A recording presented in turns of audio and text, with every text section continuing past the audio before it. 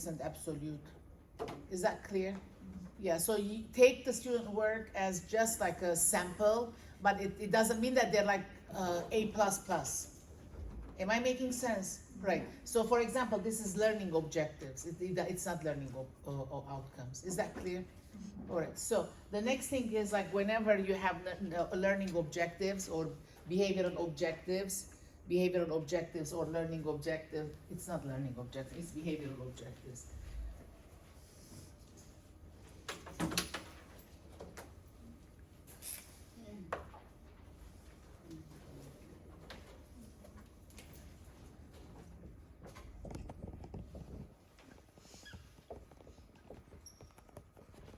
Okay, behavioral objectives. So this is going to be the title, behavioral objectives. What was behavioral objectives? There is a seat here. What is behavioral objectives? So after your explanation or after this presentation, you're anticipating behavior change. Am I making sense? All right, so in other words, the group is giving 40 minutes of presentation, and then after that presentation, you're anticipating that whoever is attending your presentation, there has to be behavior change. I mean, it's not that like you're doing it for fun, but like you have a goal. Am I making sense? So that's how you're going to be writing behavioral objectives. What does that mean? You're anticipating that behavior is going to be changing after your presentation. Is that clear? So then what is the title? Behavioral objectives. So make a note, please. Yep. All right, because all of you are going to be giving me PowerPoint presentation slides. All right, so behavioral objectives. You have to write behavioral objectives. All right, guys? Okay. So the next thing is, when you're doing behavioral objectives, you have to tell me like how many minutes your presentation is. And after completion of that presentation, you're anticipating this behavior change to happen. Am I making sense? All right. So what am I going to write? After attending 45 minutes of educational presentation, the attendee will be able to. Is that clear? All right. Shall I write it? Yes. Okay. All right. Okay. So.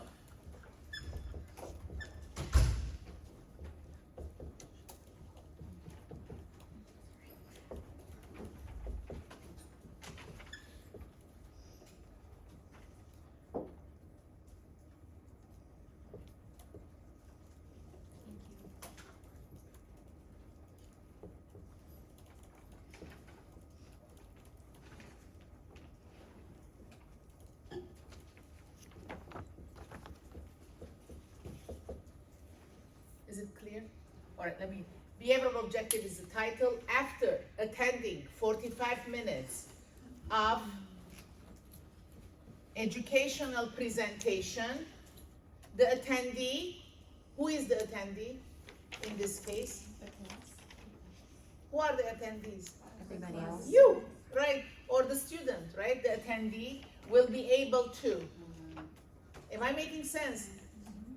Okay, so in other words, you're kind of telling the person who's attending, so our presentation is 45 minutes, and then once you attend our 45 minutes of presentation, after we are done, we're promising that there is going to be some behavioral change. And what are the changes? These are the changes. Am I making sense? Okay, guys? Okay, so it is after attending 45 minutes of educational presentation, the attendee will be able to. Is that clear? So in other words, when you enter this classroom and then you look to this, and then what are you going to say? Oh, I really need to sit here for 45 minutes. That's the condition, right? Am I making sense? Mm-hmm. So in other words, like you have to know beforehand, like why you should attend this, right? So there is 45 minutes of presentation, and then after that, I'm guaranteed or I'm promised that I will be able to list factors that affect its skin integrity, distinguish primary intention healing, secondary intention healing, and tertiary intention healing, Assess and categorize a pressure injury based on the pressure injury staging system. Differentiate the kinds of chronic wounds and how to assess a wound. Define irrigation and describe the steps for irrigating a wound. Discuss the different types of wounds and tissues. Is this clear? Is there an empty seat? Right here. Okay. It says learning objective, but it's the same thing as behavioral objective? Yes. Okay. Yeah. It's the correct one is behavioral objectives. Okay. You know why? Because like learning, how do you assess learning? I mean, you know, like how do I cannot open your brain and see like what did you learn? Does that make sense? So learn is not quantified. You cannot. So the three verbs you cannot use there are three verbs you cannot use is learn, understand, know. All right, so these three verbs, you cannot use it. You know why? Because I cannot assess. You cannot assess. I mean, the student will be able to learn. What does that mean? You know, like, how do you know she learned, right? Okay, or understand. You don't know the understanding part of it. It's abstract. Does that make sense? And know, the person is gonna able to know. You can't assess it. You can't quantify it. So these are the three verbs that you cannot use it. Okay. Where is the sign-in sheet? Right here. Okay. So Elena, who's Elena? Or you didn't sign? No, I haven't said. Okay. And then Paula. Yeah, I haven't said anything. Okay. And Cristina Garcia, you haven't signed. Okay. Florence. Okay. And then Isai. Oh, he's not here. And then Natalie. Oh, I remember you from last school. Okay.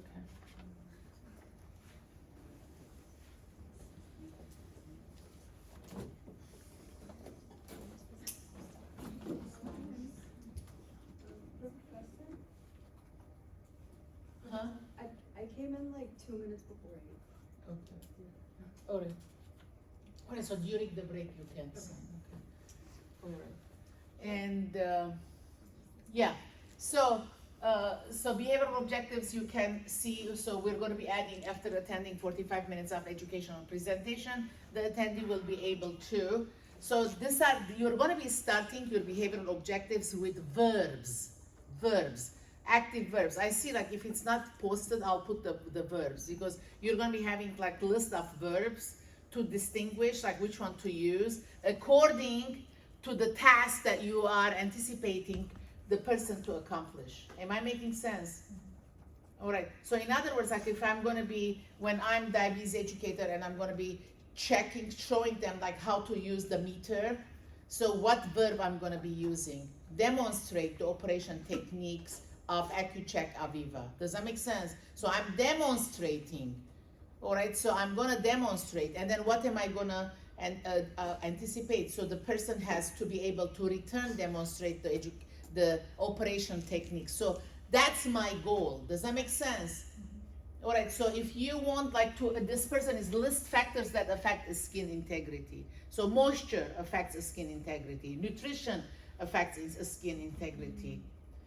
Mobility affects skin integrity. Hygiene, the continence affects skin integrity. Does that make sense? So in other words, this student, when he is going to be doing presentation, so what am I anticipating this student is going to be talking about? Factors that affect skin integrity, which are moisture, mobility, nutrition, positioning in the bed. So I know that this student is going to be talking about this. Does that make sense? All right. So like after he does the presentation, so you're going to be knowing about these factors, how they affect on the integrity of the skin. So in other words, if as nurses we didn't put energy or effort to take into consideration these factors, our patients are gonna be having a skin breakdown. Is that clear? Am I making sense?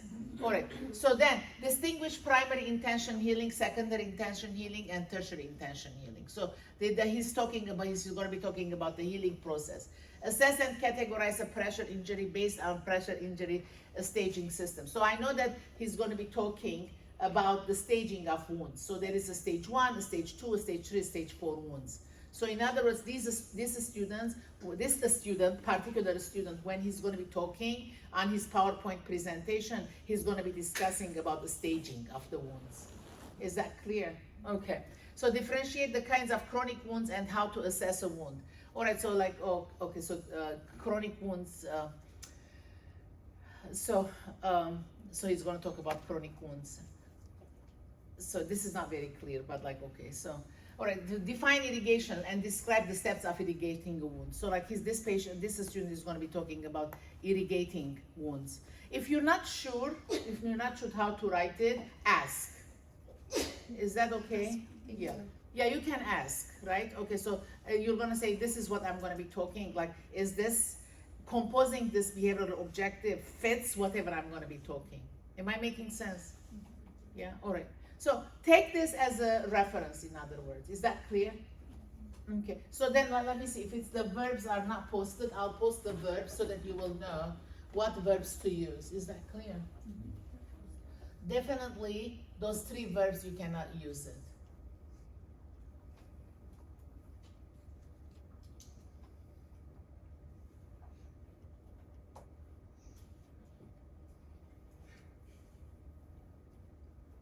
Okay, let's see here. Did I put the, how to write learning objectives.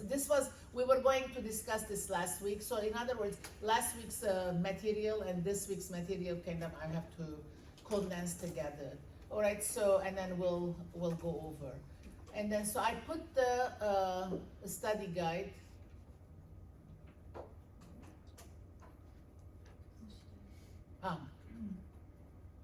Study guides. Okay, I put this. Do you see? Oh, I didn't. What is this? It's the student board. So I didn't put the study guide. I thought I put the study guide. Go down to week 16. Yeah, but it's only. No, keep going. Right there. Yeah, this is only the final exam. No, wait, I see it on Canvas right now. Is this the right? Is this the right? Is this the right semester? Yeah, it is the right semester. It's all the way at the bottom. Yeah, it's all the way, if you scroll all the way to the bottom. All the way to the bottom, because I know I put it. All the way up, there you go. Yeah, all right, so this is the study guide. Do you see? So this study guide was put by Dr. Christensen. This is Christensen, this is Christensen, and these are I went over and then made it more specific. Does that make sense? Did you look at it? Mm-hmm. Did you look at my study guide? Okay, so when you read it, as if I'm talking. Is that clear? Whatever Christensen had done, it's like a table. All right, so I left both. Is that clear? Oh, I didn't remove Christensen. Some people might be finding it beneficial. Is that clear, guys? Okay. All right. So, do you think you're in good start as far as 318? Yes. What is it bothering? I know 360 exercise questions are too many.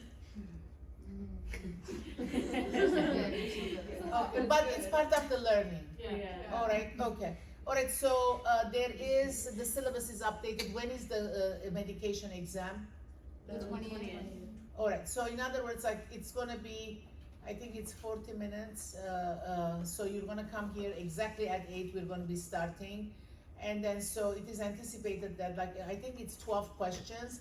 And if you made one mistake, 11 out of 12, you still pass. But if you did 10 over 12, you don't pass, all right? So then we're gonna be remediating you, we're gonna be meeting with Talent, Bakalian, and myself, after class, so we're gonna go over what did you do a mistake, what was the mistake, and then Talin will go over, and I'll go over, and then these students are gonna be given another opportunity. Second time around, you have to pass.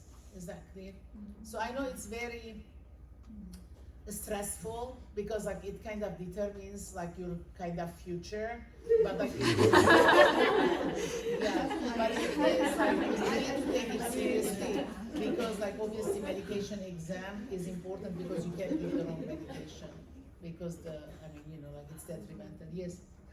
Do most people pass the second time?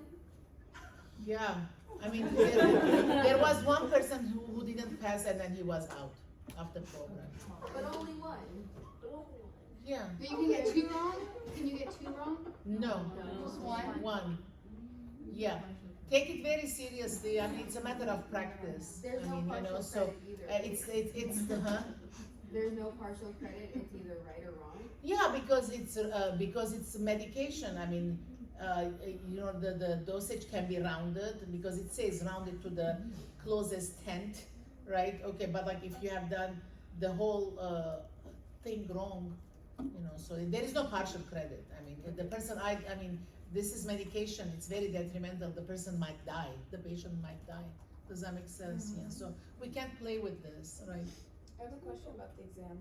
There's 3 different methods that we use, and they're all to determine like the same thing. It's okay. Can we just use one?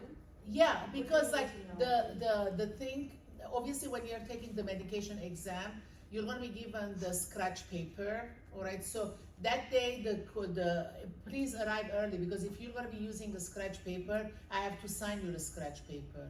Does that make sense? So it's another process, in other words. So you're gonna be signing that you're here, and then every scratch paper I have to sign. You come to me here, you sign, and then you come with your scratch paper, your name is on it, because what am I signing? Does that make sense? So everybody has like, you have to have a scratch paper, you put your name on it, and then everybody lines up here, and then so like I'm signing the scratch paper, you're signing that you took a scratch paper, then you go. When you're done, you bring the scratch paper back, and then I look to the name and I write next to it, okay. Does that make sense? So in other words, this is taking extra time, but I have to execute it because I have to be fair. Does that make sense, guys? So for that reason, like, you know, I have to arrive early also, obviously, that day, because this takes time. If we're gonna be starting exactly at 8, we have to make sure that you're 44 people. So 44 times I'm gonna be signing. Does that make sense? Right, so, and then, yeah, the time is 40 minutes or 45 minutes, I don't remember now. Would you say that the practice exam on Canvas is similar to? Yes, Okay. yes. The practice exam that I've put is exactly the same.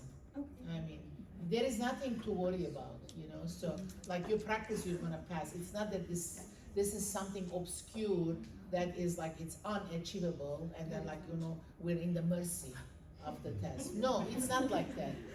Okay, so like you practice the practice exam, you're gonna pass it. And then, so the practice, like the way you solved it, I don't see it because it's on the scratch paper and I don't look at it. All I care is the answer that you entered it. Does that make sense, guys? Yes. All right, very good. So, do you feel like that you kind of, this is only the second week anyway, you know, so like, do you feel like you broke the ice? No, Not yet? no, Okay, that's fine. no. That's fine. It will take time. What I ask that whoever has like a little bit more confidence, help those who have less confidence. Because like, you know, I can be here to give you words of encouragement, but each other give each other words of encouragement too. Is that clear? It gets better. I mean, you know, so people have taken this class, they have passed, they have graduated, you can do it too. All right, okay, yes. You know, it's fine. I'm fine. I might come back later. Okay. Yeah. Sorry.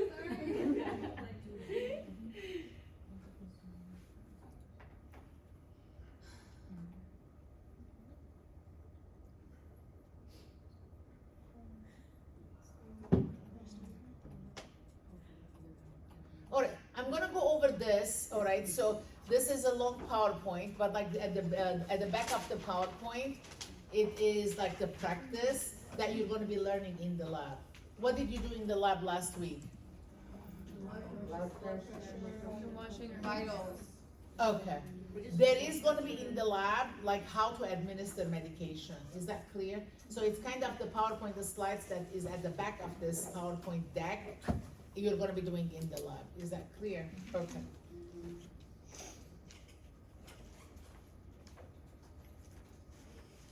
All right. So, all right, medication administration safety. All right, so like, why do we put a lot of energy on medication administration? Because once you make an error, the result is detrimental. We cannot go back. You gave the wrong medication, the patient died. We're not gonna go back and then revive the patient. It's gone. So like, in other words, it's very detrimental, the result. It's not like, you know, so you, your construction, you build a wall, it's not fine. All right, so we can kind of destruct the wall and then reconstruct the wall, even though it's going to be taking time, money, but like nobody dies. But like when you give wrong the medication, a person dies. All right, so for that reason, it's very serious, right? So, and for that reason, even when you are hired, you're going to be passing medication exam before you are hired also. As instructors, you know, so like if I'm going to be teaching in a hospital, I have to pass medication exam. If I don't pass medication exam, then I'm not allowed to teach. Does that make sense? It's very stressful on me also. You know, like when I was teaching at the Pacific University, I was going to teach, I was teaching rehab nursing, and then so I was placed in Rancho Los Amigos in Downey, rehab hospital. Do you know about it? It's county hospital. And so like, I went there, so like obviously like nobody's laughing at you or smiling, you know, like it's so, like the buildings are all old, like it looks like a dungeon, you know, so they put me in a small room, really, like, and then my purse, my everything is outside, like what did I do, like as if like I'm in a prison, and then literally it looks like a prison, you know, when the door is closed and then there are these bars, this little window with the bars, like already psychologically, even if I'm not scared, I'm gonna be scared, you know, so, and then on top of it, I'm saying, you know, like if I don't pass this exam, it's not only that, you know, I don't pass, but like if I'm not allowed to teach here, then all my students are not gonna have an instructor. Then, you know, like the dean is gonna have another search for another teacher. You know, like there is so much stress in my head. So, and then, so they're so serious. And then, so I only can have calculator that is like from dollar store. Also, you cannot use, it's in the syllabus, right? You have to buy a calculator that is from dollar store, not your iPhones. All right. Is a graphing calculator okay, or just basic? Basic, very basic. I have few, like I think I have few, like I can share it. Is So- this okay? Okay, yeah, but the basic calculator that like we used it before the iPhone was there. Yeah. But like if you don't know like what was it, you know, so anyway, so the moral of the story, you know, so like it's very serious that you pass the medication exam. So like every place that you're gonna be working, this is required from you. Luckily, things are better. You know why? Because technology is helping us, right? So like in the old days, you know, so like you had the whole bottle of Zoloft, for example, like in the patient's cubicle. Now the pharmacy, like then we came to a place that the pharmacy kind of, oh, how many Lasix that person is going to be needing per day. In that cubicle, there is only one or two. If the patient is needing two, there is two. So in other words, excess is not there, because a lot of time medication error happens because there is excess of it. But if it is only provided the number of pills that you're going to be using that day, what is the potential of you overdosing that patient? Less, because you're only given 2 pills and the patient is going to be taking every 12 hours. So that's it. You don't have extra. Does that make sense? So over time, you know, like this medication administration got improved with the improvement of technology. Is that clear? Why? Because Institute of Medicine report said in 1999 that, okay, to err is human. Okay, we cannot debate that we are all human and we can make a mistake, because we're not God, right? So like every one of us can make a mistake. We kind of, that is accepted because it's purely, it's the human nature. If you are tired, if you're anxious, what is the potential of making mistake is more. Is that clear? So for that reason, you know, like if you were working double shift, you are so tired and you gave medication that was wrong, and then, you know, like it is in the court, in front of the judge, you cannot say I was working 16 hours and it was my 16th hour. I was so tired, I couldn't distinguish between 20 and 40, I gave 40. And then the person died. The judge doesn't, I mean, as much as like it's remorseful, yeah, you know, we feel with you that you were working 16 hours. That wasn't a reason for you to make a mistake, like, okay, and then the person died. Does that make sense? So in other words, like if you're so tired that you cannot perform, you have to tell to your supervisor, I'm not safe. There is nothing wrong. Okay, there is no shame, you know? So like I'm tired, my brain is not working, I'm stretched so thin, like I'm seeing everything too. Like how safe you are. You're not doing good to yourself, you're not doing good to your patient. And then be candid about it. Does that make sense, guys? Alright, because like once one mistake, it is detrimental. Okay, and then your license is gonna be revoked also. You know, like, oh, now I'm scaring you, then you don't even have a license now, like I'm talking about revoking. You know, so, but it's the reality of life. Because once you are finished the education, so Dr. Child writes, signs the papers that like you went through all the required courses that the Board of Registered Nursing requires us to teach you, and you passed all successfully, and you did all the clinical hours, and you're ready to go and then sit for the NCLEX. Does that make sense? So if you didn't complete the educational requirements that the board imposes on us, you're not going to be able to sit for the NCLEX. Does that make sense? So once you have an NCLEX, you pass the NCLEX, so it says that like you are safe on the, you have the safe foundation to operate as a registered nurse. Does it say that you're an expert? No. You have the foundation to operate independently and safely. All right, so now once they give you the license, what does that mean? The license is always renewed, right? Every 2 years we're renewing the license. So if there is anything wrong that happened in practice, people can complain, and the board is gonna come and investigate. Is that clear? Since you're working with human beings, so like it is it's under consumer affairs. So in other words, Board of Registered Nursing has the responsibility to protect the consumer that you are serving. Is that clear? All right, so for that reason, like every 2 years, we're renewing our license to see that, okay, our education is up to date, and then we're keeping pace with the current trend, current technological or educational trend, right? Okay, so, and then like so I gave, I was teaching the RN refresher course for Azusa Pacific University for the longest time, 25 years. And so every time that I'm teaching, there is like one nurse whose license is revoked, and the Board of Registered Nursing requires them to take a refresher course and then be bodied or precepted by a clinician on the unit to validate that this person is safe for them to reconsider, to reinstate the license. Does that make sense? So in other words, do people make mistakes? Yes. Do license get revoked? Yes. But what is the intervention so that like you go get the course again, and then so like I had really, they sent paperwork, a special paperwork that it needs to be filled in, and then so special hour, like however hours, they have to be precepted, and then so that the case is like reconsidered and the person's license is reinstated. Does that make sense? So in other words, it's a serious thing. Like once you have a license, so it's not the end of it, like you have to protect it. Is that clear? Okay, now, so because of that, because making a mistake is the human, so then like we said, the joint commission came and said, okay, let's not use abbreviation, because like if we're using abbreviation, so the other person is reading it differently, and then so they can make a mistake. Okay, so one example, so like it's so if it is like 40 units of insulin, all right, so 40 units of insulin, so let's say if you write 40 units insulin, you have to write units. Does that make sense? If you write 40, you look at this. Does that make sense? Sometimes it looks like 400, okay? Or 4 units, if you write like this, okay, so 4 units. Okay, is this 4 units or 40? Is that clear? So for that reason, like the Joint Commission is saying, don't use abbreviation, use the whole word.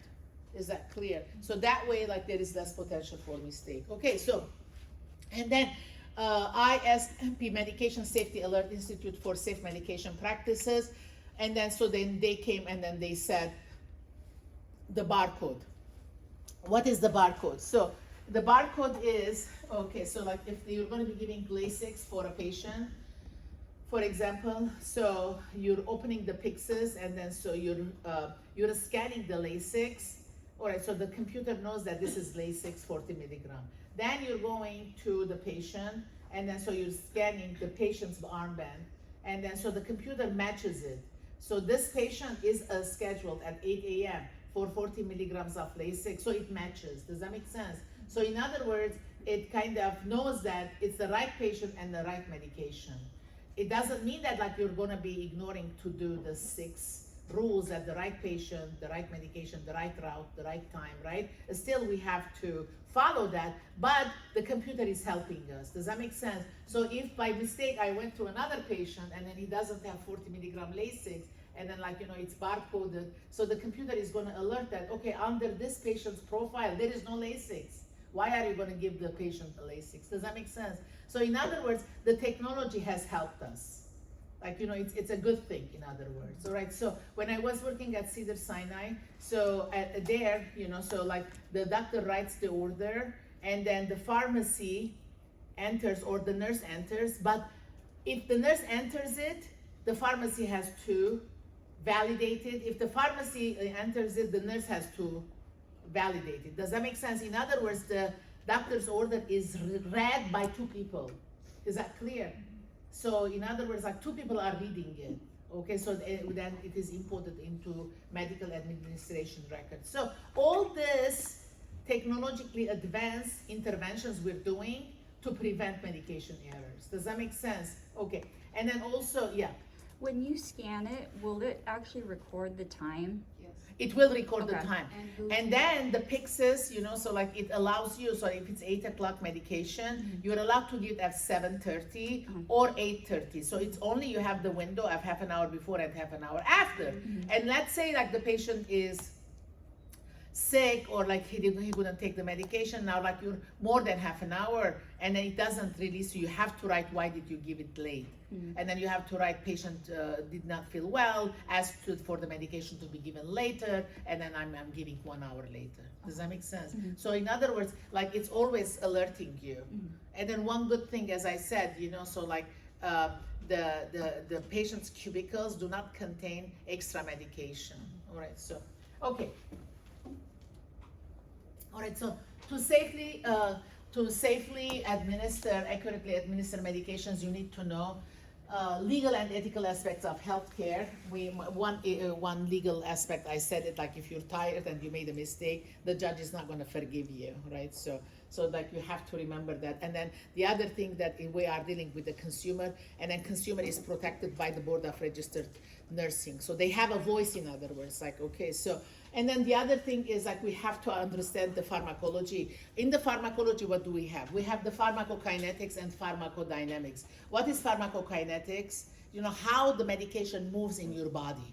Is that clear? So obviously, like my head is hurting, so I'm taking 2 Tylenol, so it crawls down from the mouth to go to the stomach. It's going to be dissolved in the stomach. It's going to be absorbed. And then, so like it's going to be acting on the sensory nerves, and then it's going to numb the pain sensation. Is that clear? So we have to understand like how did this medication work? So how the pharmacokinetics, all right? So, and then, so if I'm gonna be taking insulin, Lantus insulin, where am I gonna inject? I'm gonna inject on my abdomen, right? Because insulin is only injected. We can swallow insulin, right? Why? Because the gastric acid in the stomach, it will not make the insulin survive. Otherwise, like nobody's going to be scared of insulin. Insulin is always injection. People are scared, right? Okay, so when we're giving insulin, so where are we giving? We're giving into the adipose tissue. So the insulin goes into the adipose tissue and sits there. Like if you're going to be giving Galantis, you're going to be learning. Galantis is basal insulin. What is basal insulin? You inject and 24 hours you have insulin. Does that make sense? Like it's basal insulin. It's basal insulin. 24 hours plateau insulin. That's Lantus. You're going to be giving Lantus to a lot of your patients. Is that clear? So where do you give the Lantus? In the abdomen. Why? Because in the abdomen there is the adipose tissue. So what happens? Like Lantus is, the pH is 4. So what is our pH? 7.35, right? 7.35. So because Lantus is 4, what is 4? It's less than 7.35. What is it? Acidic. So when you inject an acid into a base, what happens? It crystallizes. It turns into crystal and sits in the adipose tissue. Little by little, little by little, little by little, little by little, it decrystallizes. And then by the time all the molecule is decrystallized, it's 24 hours. So what did you get? You got 24 hours of insulin release by one injection. Does that make sense? Why? Because what was the pharmacokinetic? It is pH of 4 goes into a pH of 7.35. It crystallizes and then it sits in the adipose tissue. And then it sits there. It's so nice to have an adipose tissue for medication purposes, right? And so decrystallization little by little over 24 hours, then you have release of insulin over 24 hours without peak. It's plateau. You see, this is pharmacokinetic. So you know how did this medication got injected and how did it travel in the body to make an effect. Is that clear, guys? And then what is pharmacodynamic? Pharmacodynamic, how is the body responding to that medication? Is that clear? All right, so every time we're taking medication, we need that problem to be solved. Does that make sense? So, for example,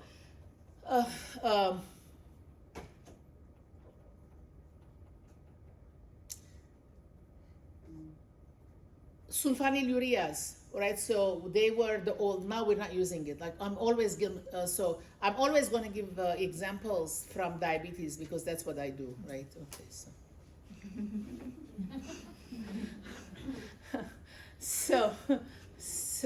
by the time you're done with this course, you're going to be saying enough of diabetes. I'm warning you, but it's not a bad thing, it's a good specialty, right? Okay, anyway, all right, so sulfonylureas are the pills that were the old pills. Now we have a lot of new medications. Nobody's using those medications anymore. But what were the sulfonylureas? Sulfonylureas, they go to the pancreas and then say to the beta cell, or secrete more insulin, make more insulin, make more insulin. So that's how they were going to control the blood sugars. Does that make sense?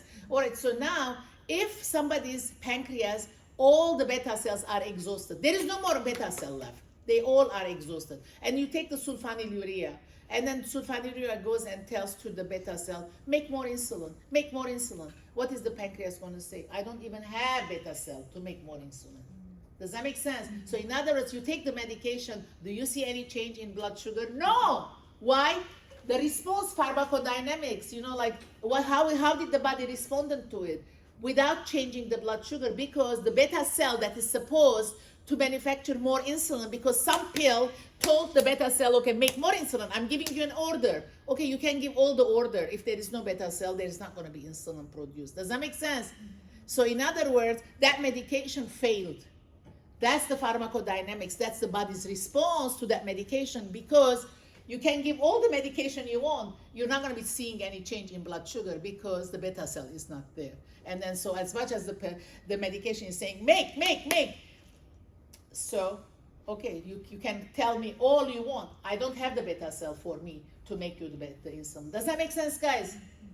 So that's the pharmacodynamics, how the body responds as a result of ingesting the pill. Is that clear, guys? Okay, so obviously, what are we going to need to know? Life sciences, we're part of, human body is part of the life sciences because we're a living organism, right? So we are made of cells, the cell membrane. So all this, like the basic biology that applies to animal kingdom, humans are part of it, right? So, and then a human anatomy and physiology, we have to know like how the, where are the organs, like how the medication is going to be affecting the organ, and then the physiology and the pathophysiology and mathematics. What is pathophysiology?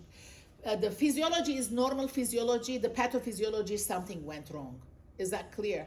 All right. So, for example, like when we're eating the food, so the food goes into the stomach, so it gets digested, it turns into sugar, right? And it gets off the stomach because like the body cells need the sugar. That sugar has to be absorbed or utilized by body cells for energy. Do you agree? Otherwise, why are we eating, right? Why do we eat? We eat because like the sugar that is produced from the food, it is taken from all the body cells. They're going to be burning that sugar for energy so that we can function, right? Okay, so, and then what do we need with it? An insulin. So to help for this sugar to be utilized for energy. Do you agree? All right, so the sugar comes out of the food from the stomach, and then the insulin released from the pancreas, and then they're working together, right? They're working together. What's the role of the insulin? It opens the doors of the cell, sugar can go into the cell. Is that clear, guys? So for that reason, every time we're eating, so we're generating sugar. Are we eating just for fun? No, because that sugar is needed for fuel by body cells to be used for energy. Otherwise, our cells do not work, and then we're gonna be like no energy, no function. Does that make sense? So for the cells to function, they need fuel. What's the fuel? The sugar. How do you get the sugar? From food. Is that clear, guys? So it comes out into the bloodstream, but the sugar itself cannot be used by the cells without the presence of insulin. Is that clear, guys? So insulin is coming from where? From the pancreas, and they're working together, right? Okay, so now, so the brain uses it, the muscle uses it, and then the liver secures some sugar in it to be used during sleep. Is that clear? Because that when you're sleeping, are we eating? No. So where is the sugar coming from? So some sugar during the day, it got stored in the liver to be used at night. Am I making sense? All right. So then the liver at night releases this sugar out all through the night, and then so what's going to happen? So that our body cells can utilize that sugar, and then we're not dead. We're sleeping. Is that clear, guys? So in the morning, what should the liver do? Close, right? Why? Because in the morning, what are you going to do? Eat. So when you eat, who's going to turn into sugar? The food. So do you need the liver to send the sugar from the pantry out? No. So the role of the liver ends when? In the morning. Am I making sense? Right? Are you with me? All right. So the liver is confused and still releasing it. Still releasing it. This person wakes up, checks the blood sugar like 200. And then he says, like, I didn't eat anything. Last meal was 6 o'clock. I slept with 1:30. I'm waking up with 200. Does that make sense? Can this happen? Yes. Because the liver is confused and it's still releasing in the morning, thinking that it's still at night. Does that make sense? What is this? This is pathophysiology. Am I making sense? It's going something wrong. Now we have to find a medication to tell the liver at 5 a.m. like stop. So metformin does that. Does that make sense? So now, like when you're giving medication, you have to understand, like I'm giving this medication, where is the defect? Where is the problem? How is this medication helping to solve this problem? Am I making sense, guys? Okay, so don't, like at this level, you're not going to be saying, oh, metformin is for blood sugar, for diabetes. That's not enough. You're not LVN. Is that clear? So you're above. So when you're becoming a scientist, you have to understand the pathophysiology, and you have to tell me that, okay, this is where something wrong is happening, and this medication is going to be helping to solve this problem. Am I making sense, guys? So you have to understand normal physiology so that you can identify the pathophysiology. If you don't know the normal physiology, and then so like you cannot detect the pathophysiology. And then so always you have to remember that the medication is given to solve a problem. Is that clear? All right. So obviously when we're giving medication, so we have to calculate it. Mathematics is important because calculation is important. Luckily, like on this, your generation, you don't have to calculate, pharmacy calculates it for you. Does that make sense? Like even the IVs are like all dissolved, and then the label is really put nice, you know, so like you have to read it. When I was a new nurse, we had to inject the medication into the IV bag and dissolve it. Does that make sense? So like those days are over. So like in other words, there is less potential for mistake, because like the pharmacy is like in a little room, concentrated and doing all the dissolving without any distraction. Is that clear? Okay, it doesn't mean that you're not going to read the label though. Please read the label, because like, yeah, please read the label. Okay.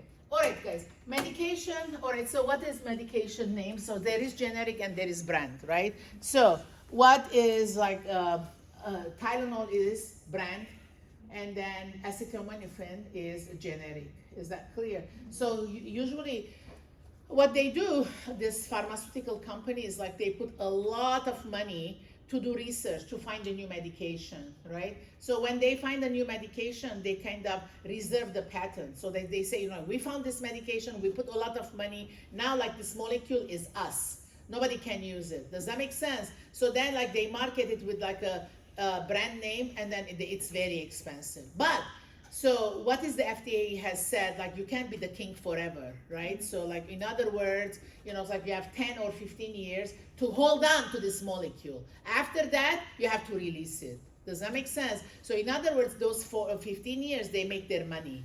And then so you see the pharmaceutical reps, they go to the doctors, they promote the medication. And nowadays, you know, like the pharmaceutical reps are pharmacists, believe it or not. You know, because like they're educating the doctors not only to sell the medication, but to kind of educate the composition of the medication. Is that clear? And then like how it works, like on the body system. And then they're more knowledgeable, in other words. Okay, so for example, Lovenox. What is Lovenox? Low weight heparin that you give a sub-Q. Have you given Lovenox? Have you heard about Lovenox? It's heparin, like, you know, it's so like it doesn't let the blood, the factors to coagulate the blood, right? So after 15 years, it became generic. Now like you can see the generic of it. Is that clear? So every medication, it starts as brand, and it's promoted, it's expensive, but like there is a time limit. I think it's 10 or 15 years. After that, the molecule is given to another pharmaceutical company that makes that medication under generic name, and it is cheaper. All right. So now glucophage was like metformin. It was the brand name. It came 1996, and then it was like very expensive. Now metformin is like very cheap. Everybody can have metformin. Even if somebody is very poor, can afford metformin. Is that clear? Because it's the generic of it. Is that clear, guys? Okay. All right. So would the same happen for like the COVID vaccines? It was like no charge. You know, because it's. That's vaccine is not my strength, but I don't think there is generic vaccine. Yeah. It's just one. Yeah. And plus vaccine, like you're not taking every day. Yeah. I know there are different manufacturers making the same, like the Pfizer made it, Moderna made it, Johnson & Johnson made it, but they're all brand. Okay, yeah. Okay.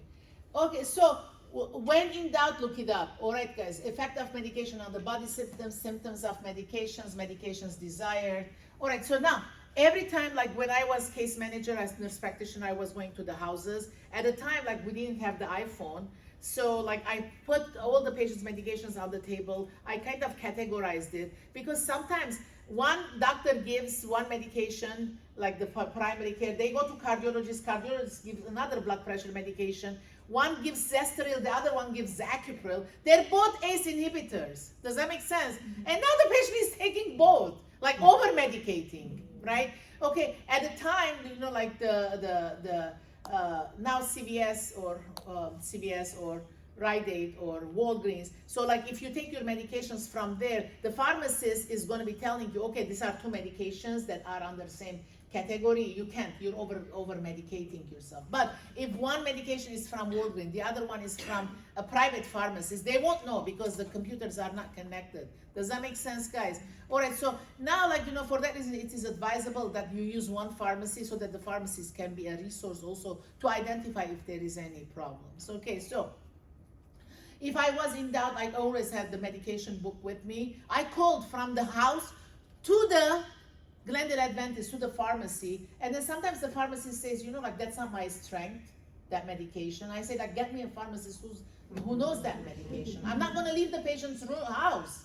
I mean, like, this is very important. Like, I'm here, I'm a clinician, I don't know. I'm not going to give a doubt, like, la la la, and then leave, and then the patient is going to be more confused.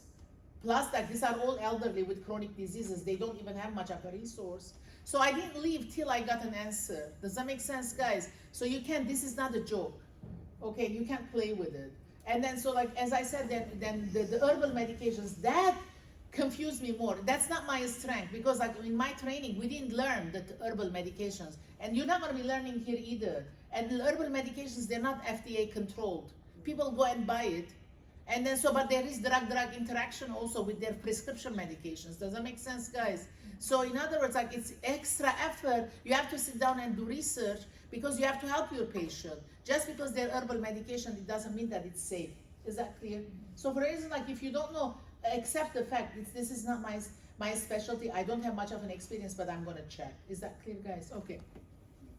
All right, so you know that the medications come in different forms. So there is the solid, liquid, and then oral forms, and then topical, parenteral, and also like the ones that you instill in the eyes, in the ears. The other one thing that I'm going to be telling you, so when you're working with patients, I'm geriatric nurse practitioner, so there was higher potential that for my patients to deteriorate faster, right? Okay, so like, I mean, if they have a stroke at the beginning, like they can chew it, like with the applesauce, you can put it to the side of the mouth that is still strong. And eventually what's going to happen, that side gets weaker too. So what are we going to do? We're going to give, like, eventually we put the NG tube, then they're going to go into G tube, right? What are we going to do? That's part of the process. Now, these medications have to change. If they were taking Dilantin, for example, capsule, so what are you going to do? You're going to call the pharmacy and you're going to say to the pharmacist, now this patient has a G tube, and we're done with the NG tube. NG tube is not going to be permanent, so the G tube, so like, can we modify the medications? Is that clear? So in other words, like, Dilantin comes in elixir format, also liquid. Now, like, we have to change it into liquid. You have to tell them. Is that clear? And then the other thing is like a sustained release. What is sustained release? So like, you take like Procardia, it is calcium channel blocker. It is sustained release. So in other words, what is sustained release? There is like a coating on top of the medication. The grain is like inside the coat. So like, you swallow and it goes into the stomach, and little by little, like, the coat dissolves and leaks the grains out. Does that make sense? Little by little, the coat dissolves and then leaks the grains out. So by the time all the grain is out, it's 24 hours. Does that make sense? So you took one pill, but in the stomach, it kind of released little by little. And then, so like, now you have like 24-hour effect. For that reason, you cannot crush that pill. If you crush that pill, what did you do? You took out of the shell and you gave the patient the whole grain at once. What happens to the blood pressure? Now it can go down. Does that make sense? Now, like, I had to call the pharmacy. I said, now, like, the Procardia, we can't use the sustained release because the patient is on G-tube. Give me Procardia 10 milligram, 10 milligram, 10 milligram TID. Because, like, without the code. Does that make sense?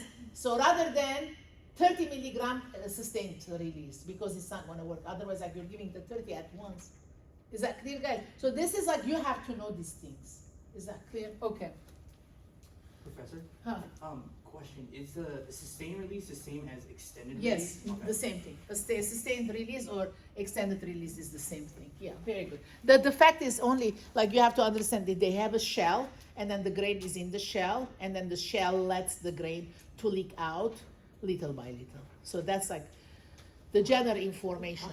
How come use, why try to confuse it like sustained release and extended release? Why use both? What?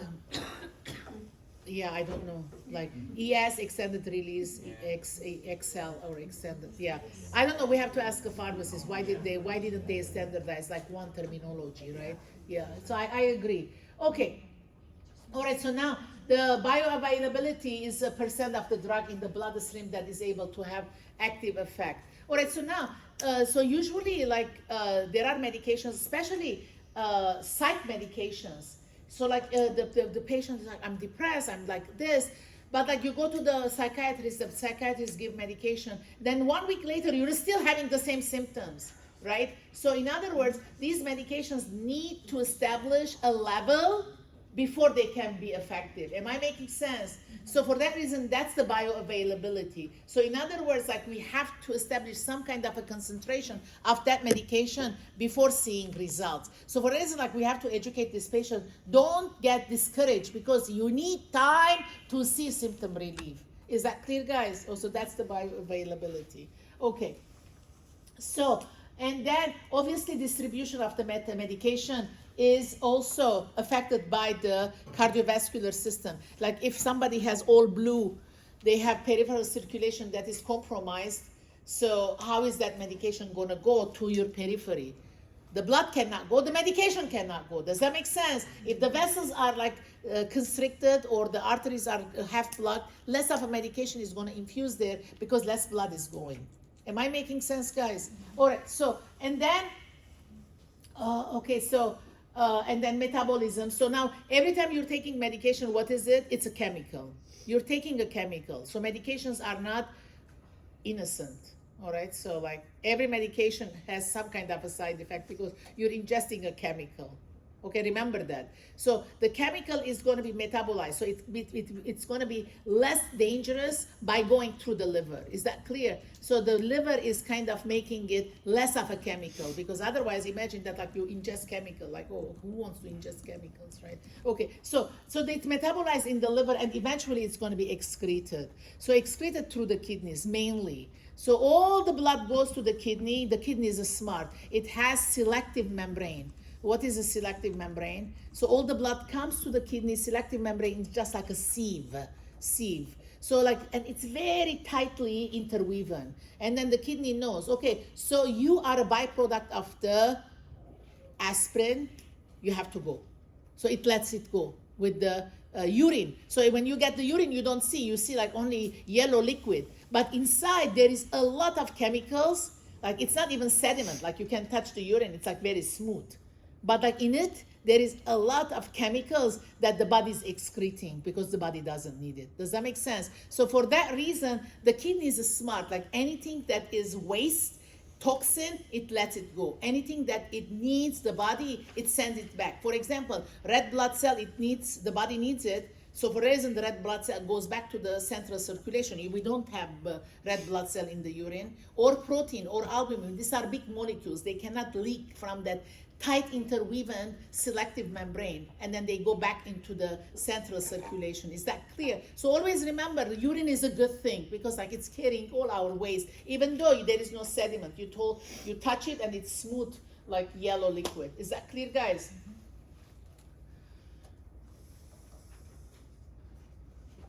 All right, so absorption, we said it, like, okay, so most of the time, so where are we? We're getting tablets, right? So like we're ingesting. So you're taking Tylenol, you're taking aspirin, you're taking all your pills. They go to where? They're gonna go to the stomach and it's gonna be dissolved. All right, so now if you have somebody saying, oh, somebody's like, like as if somebody's stabbing my heart, I'm having difficulty. What is that? You have a family member. What do? You're gonna call 911, right? So like first things, what are you thinking? You're thinking that this person is having angina. What is angina? Angina is like not enough blood went into the heart muscle. How big is heart muscle? Fist size. All right, so like fist size, like it's a muscle. It's meat. It's like red meat, right? Okay, it's just red meat. To think about that, it's a red muscle and it's fist size and it's a heart. It's called cardiac muscle. So that meat has to be red meat. So how is it red? Because blood brings oxygen. and nutrients. All right, so the coronary arteries are infusing this piece of red meat with a lot of nutrients and oxygen. For that reason, this meat stays red, and it's healthy and it's pumping. Okay, now suddenly this coronary artery is they're spastic. I smoke, for example. What do? Smoking always spasm the vessels. All right, every time we're smoking, we're making our vessels spastic. There is no. We all know this. This is no secret, right? So in other words, if the coronary artery is spastic, so what is a spastic? It's tight. How is the lumen? It's smaller. How can the blood flow? Not easy. All right. So what happens to that little meat? It's not getting enough blood. So if it's not getting enough blood, it's not getting enough oxygen. It's not getting enough nutrients. So what's going to happen? It's going to start hurting. Does the color change from the red to purple? Probably yes. Right. It will because like red meat is red because oxygen is there. Does that make sense, guys? And now it's going to start hurting. It's going to hurt as if somebody's stabbing. Okay, call 911. The 911 comes. What do? What do they put? Nitroglycerin under the tongue. They're not going to give pill. Why? Nitroglycerin is absorbed under the tongue. All right. So like in other words, absorbed and it goes into the bloodstream right away. Does that make sense? It bypasses the GI tract. It bypasses the GI tract because by the time it goes into the stomach, it gets dissolved and it goes into the bloodstream. It's going to take longer. We don't have time. Is that clear, guys? So for that reason, in this situation, we need a medication that is dissolved sublingually because dissolving and absorption to the bloodstream is fast. Am I making sense? Now, the same thing with hypoglycemia. With hypoglycemia, like the blood sugar is less than, let's say, the normal is 60 to 100. So anything less than 60 is hypo. Like you're going to start, the heart is pumping, pounding, sweat. So the person blood sugar is low, they're going to faint. So like, what do? All right, so you have to give glucose tablet, right? So glucose tablet, they're going to suck on it. And then so glucose tablet is simple sugar. It doesn't need to be broken anymore. It's ready to be absorbed, in other words. So it's absorbed from the buccal mucosa. And then if somebody has a stroke, we put like a gel, as if it's a toothpaste, but it's a gel. It's sugar under the tongue and it's absorbed and then it brings the blood sugar up because directly went into the bloodstream. Does that make sense, guys? So otherwise, like, you can drink orange juice, but by the time orange juice goes to the stomach, by the time it is like orange juice is disaccharide, it is going to be broken one more time to become glucose, monosaccharide. Then it's going to absorb. Like who's going to be faster? The one that is under the tongue. Does that make sense, guys? So, and then, so a lot of time you're going to be seeing people that, okay, I have a stomach ulcer, so like I cannot take aspirin. So like, no, you need to take the aspirin because like it's a treatment. So what do we give to those patients? Those patients, they get enteric-coated aspirin. So what does that mean? The aspirin goes down to the stomach, passes from the stomach, goes into the intestine. In the small intestine, it is broken. What happened? Did I touch it? Yeah. So am I getting too excited, huh? Okay, so finished. The class is finished. Okay. Oh, okay. No, I'm not used to this, but like I'm doing my best. So, where were we? Here. Okay, so have you heard about the enteric-coated aspirin? I think it's time for you to go to break, right? Yeah, it's 9 o'clock. All right, 10 minutes. Okay, go.